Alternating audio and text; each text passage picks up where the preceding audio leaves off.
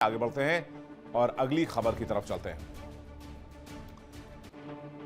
America और Iran में ceasefire है, जंग थमी हुई है, जुबानी जंग जारी है, लेकिन इसी बीच अमेरिका में त्राहिमाम की स्थिति है। अमेरिका दुनिया भर की इकोनॉमी को डेड कहता है, अमेरिकी राष्ट्रपति डेड कहते हैं, लेकिन अमेरिका की इकोनॉमी कर्ज के नीचे, महंगाई के तले दबी हुई डेड इकोनॉमी बन सकती है। बढ़ती हुई महंगाई दर, बढ़ता हुआ कर्ज, अमेरिकी परेशान हो रहे हैं और अपने ही राष्ट्रपति को वो देखना नहीं चाहते। लोग कह रहे हैं कि ट्रंप तानाशाह बन बैठे हैं और उन्हें ट्रंप जैसा राष्ट्रपति नहीं चाहिए। यानी ट्रंप की नीतियों का विरोध खुलकर अमेरिका में हो रहा है। समझिए, जिस देश में, अमेरिका जैसे देश में, वहां के राष्ट्रपति का विरोध होने लगे तो फिर उसके काम के तौर तरीकों की बात कौन करेगा। अब हो क्या रहा है अमेरिका में, इस युद्ध का असर, इसको समझते हैं। ये जो मैंने आपको खबर बताई ना, यूएसएस जेराल्ड आर फोर्ड वापस जा रहा है, वो ऐसे ही नहीं जा रहा है, वो ऐसे जा रहा है। अप्रैल 2026 में अमेरिका में महंगाई दर 3.3% हो गई है। मौजूदा लड़ाई में अमेरिका ने अब तक $30 बिलियन फूंक दिए हैं, वो भी अमेरिकी टैक्स पेयर्स के पैसे को, कर्ज में लिए $39 ट्रिलियन के पैसे। फरवरी में महंगाई दर 2.4 थी, जो आज की तारीख में 3.3 हो गई है। ईरान युद्ध की वजह से तेल की कीमतों में 60 साल की सबसे बड़ी उछाल देखी गई, जिससे गैस से लेकर जितने भी जरूरी सामान हैं, सब महंगे होते जा रहे हैं, क्योंकि ढुलाई तो पेट्रोल डीजल पर ही होनी है और पेट्रोल डीजल महंगा, माल ढुलाई महंगा, माल ढुलाई महंगा तो सामान महंगे। OECD के मुताबिक इस साल महंगाई दर 4.2% तक जा सकती है, जो अमेरिका में मंदी का संकेत दे रही है। अमेरिका में महंगाई के कारण क्या है? एक महीने में महंगाई 2.4 से 3.3 तक पहुंच गई है, जिसके 4.2 तक जाने का अनुमान है। 2022 के बाद से अब तक की सबसे ज्यादा महंगाई दर है। महंगाई की वजह से, बढ़ते हुए इन्फ्लेशन रेट की वजह से अमेरिकी जनता में हाहाकार है। ईरान अमेरिका तनाव की वजह से ऑयल सप्लाई प्रभावित है। सप्लाई रुकने की वजह से ईंधन के दाम में रिकॉर्ड उछाल है। अमेरिका में गैस की कीमतें रिकॉर्ड स्तर पर पहुंच चुकी हैं।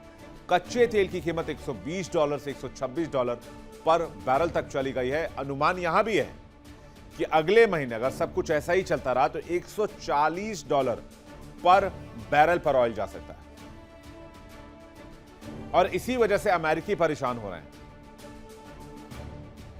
अमेरिका में आर्थिक मंदी का खतरा बढ़ता जा रहा है। अमेरिकी शेयर बाजार में लगातार गिरावट, ऊंची ब्याज दरों से आर्थिक दबाव बढ़ रहा है और जैसा कि मैंने आपको बताया, अमेरिका पर आज की तारीख में $39 ट्रिलियन से ज्यादा का कर्ज है। 39 ट्रिलियन कितने होते हैं? अगर आप उसमें शून्य लगाने लग जाएं तो शायद आपको काफी वक्त लग जाए। अब इसी कंडीशन में क्या, एक तरफ अमेरिकी परेशान है, डोनाल्ड ट्रंप के सामने मिड टर्म चुनाव है। आलम यह है कि अमेरिका में इस समय लोग रोजमर्रा की जरूरत की चीजों के लिए अपनी सरकार से जद्दोजहद कर रहे हैं। सर्वे बताते हैं कि 70% से अधिक अमेरिकी अर्थव्यवस्था को खराब मानते हैं और इसके लिए वो डोनाल्ड ट्रंप को जिम्मेदार मानते हैं। और हालत तो ये हो गई है, लोग BNPL यानी कि बाय नाउ पे लेटर जैसी सर्विसेज ले रहे हैं कि सामान अभी खरीद लें और पेमेंट बेशक हम बाद में कर दें, यानी उधार पर जीवन जीना शुरू कर रहे हैं। वजह क्या है? अमेरिका और ईरान वॉर। अमेरिका में महंगाई इस समय आम जनता के लिए सबसे बड़ी चिंता है। अप्रैल 2026 तक के ताजा आंकड़े और सर्वे बताते हैं कि अमेरिकी नागरिकों ने अपनी आर्थिक स्थिति और सरकार की नीतियों को लेकर गहरा असंतोष व्यक्त किया है। एक ताजा सर्वे यह बताता है कि लगभग 90% अमेरिकी खाने पीने की चीजों की बढ़ती कीमतों से परेशान है। बुनियादी जरूरत जैसे दूध, ब्रेड और मांस की कीमत लगातार बढ़ रही है। ईरान संघर्ष की वजह से कच्चे तेल की आपूर्ति भी बाधित हुई है, जिससे पेट्रोल की कीमत में 40% तक का उछाल देखा गया है अमेरिका के अंदर। लगभग 47% अमेरिकियों के लिए घर का किराया और रहने की लागत दूसरी सबसे बड़ी चिंता बन चुकी है। डोनाल्ड ट्रंप प्रशासन द्वारा चीन, मैक्सिको और कनाडा जैसे देशों से आने वाले सामान पर भारी भरकम टैरिफ लगाने की वजह से रोजमर्रा की वस्तुएं, कपड़े, जूते, सब्जियां, फल भी महंगी हो गई। जूतों की कीमत में 40% तक की उछाल है। कपड़ों की कीमत में 38% की बढ़ोतरी का अनुमान जताया गया है।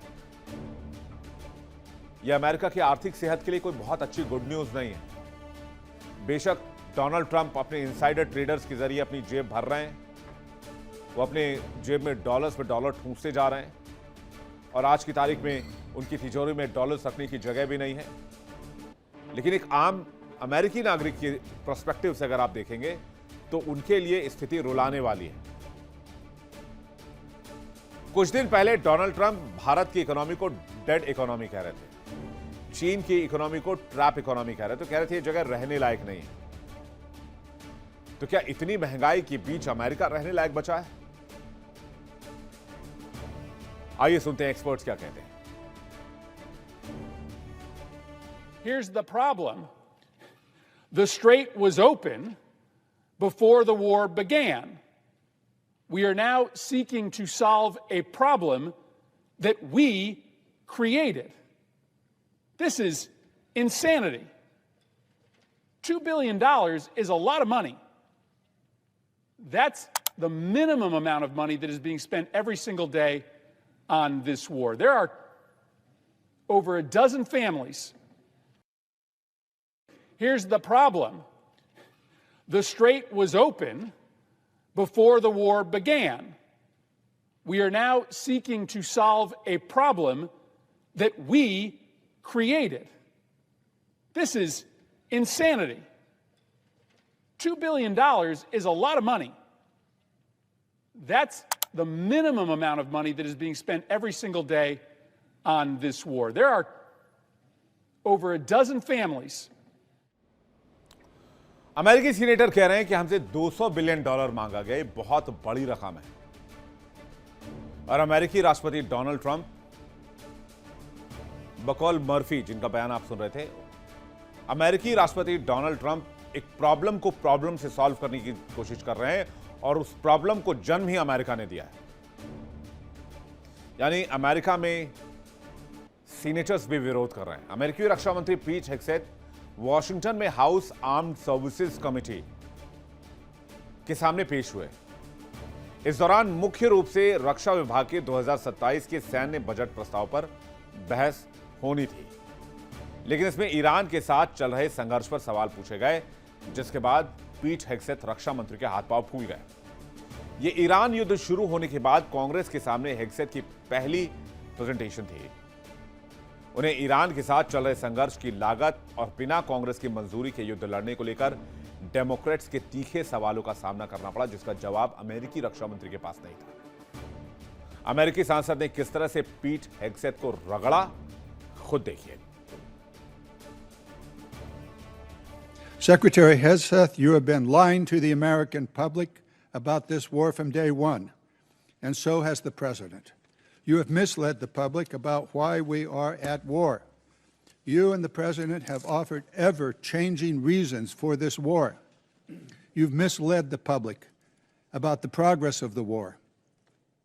While the military has executed this war with tactical success, the strategy has been an astounding incompetence, doing immense economic damage to America. This war of choice is a political and economic disaster at every level.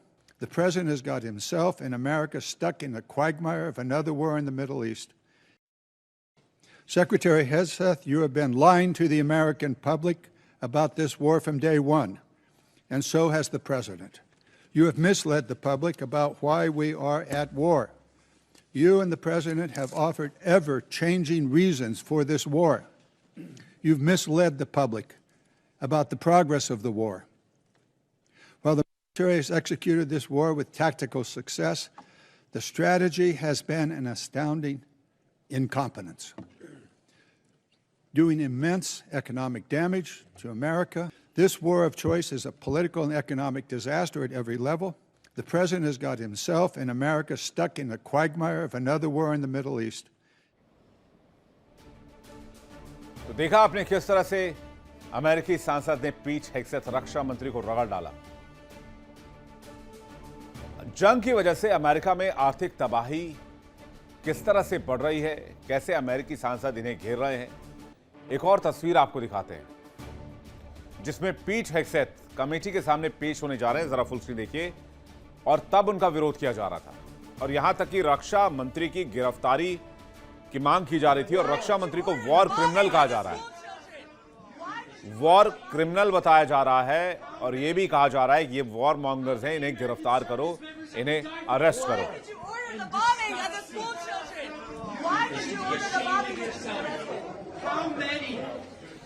How many American service members have to die for war? Why did you order the bombing of the school children? Why did you order the bombing? अमेरिकी जनता, अमेरिकी media कर्मी ये पूछने की कोशिश कर रहे थे कि कितने अमेरिकी जवानों की मौत हुई है। इस बात का जवाब अभी तक ट्रंप प्रशासन ने नहीं दिया है। यह बात छिपाई जा रही है कि आखिर इस युद्ध में कितने अमेरिकी जवान मारे गए हैं।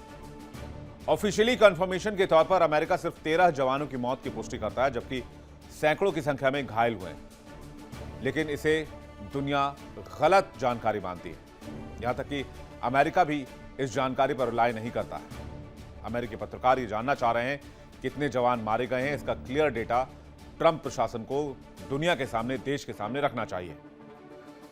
लेकिन अमेरिकी कमेटी के सामने जब पीट हेग्सेथ पेश हुए तो अमेरिकी सांसद और डेमोक्रेट की प्रतिनिधि सारा जैकब्स ने ट्रंप की मानसिक स्थिति को लेकर भी सवाल उठा दिया। कैलिफोर्निया की डेमोक्रेट प्रतिनिधि सारा जैकब्स ने रक्षा सचिव यानी कि रक्षा मंत्री पीट हेग्सेथ से डोनाल्ड ट्रंप की मेंटल सिचुएशन के बारे में सवाल पूछा। और क्या वो मानसिक तौर पर बीमार है? क्या ट्रंप कमांडर इन चीफ बनने के लिए मानसिक रूप से स्वस्थ हैं, स्थिर हैं? यह सवाल सुनते ही हेग्सेथ को गुस्सा आ गया। उनको लगा कि उनके मालिक को बुरी तरीके से इस सुनवाई में घसीटा जा रहा है। इसके बाद हेग्सेथ अपना आपा खो बैठे। आपको सुनवाते हैं। Do you believe that the president is mentally stable enough to be the commander-in-chief? Did you ask the same question of Joe Biden for 4 years? Mr. Secretary, Joe Biden is not the president. Mr. Trump has been president for a year and a half, and I'm asking you did right not. now. And I won't even engage with the level of disparagement that you're putting on the commander-in-chief, who indeed is. Meeting Mr. with him Secretary, every single day. Mr. Secretary, Biden is He's not the the president. sharpest, most insightful commander-in-chief we've had in generations. And you want to compare, you want to ask that question after you and your fellow Democrats defended Joe Biden, who could barely speak and didn't Mr. know what day of the Secretary, week it as was? you know- He as you governed through an know, auto pen. when- He had a Secretary of Defense who went AWOL for a week. I can't Mr. be gone Secretary, for 10 days, for I 10 will- minutes. I will without reclaim my someone time. looking- Thank you so much. Ladies' time. Do you believe that the president is mentally stable enough to be the commander-in-chief? Did you ask the same question of Joe Biden for 4 years? Mr. Secretary, Joe Biden is not the president. Mr. Trump has been president for a year and a half, and I'm asking you did right not. now. And I won't even engage with the level of disparagement that you're putting on the commander-in-chief, who indeed is. Meeting Mr. with him Secretary, every single day. Mr. Secretary, Biden is He's not the the president. sharpest, most insightful commander-in-chief we've had in generations. And you want to compare, you want to ask that question after you and your fellow Democrats defended Joe Biden, who could barely speak and didn't Mr. know what day of the Secretary, week it as was? you know- He as governed you through an know, auto pen. when- He had a Secretary of Defense who went AWOL for a week. I can't Mr. be gone Secretary, for 10 days, for I 10 will- minutes. I will without reclaim my someone time. looking- Thank you so much. Ladies' time. हत्थे से उखड़ गए पीट हेग्सेथ, control ही खो दिया और कहने लगे कि डोनाल्ड ट्रंप अब तक के जनरेशंस में सबसे बेस्ट कमांडर इन चीफ यानी कि अमेरिकी राष्ट्रपति हैं। अब वो कितने बेस्ट हैं इसका फैसला मैं आप पर छोड़ रहा हूं। देखिए इंडिया डेली 24/7 अब आपकी स्मार्ट टीवी पर। इंडिया डेली मौजूद है सभी डिजिटल प्लेटफॉर्म पर लाइव और लगातार। इंडिया डेली 24/7 हर दिन राष्ट्र को समर्पित।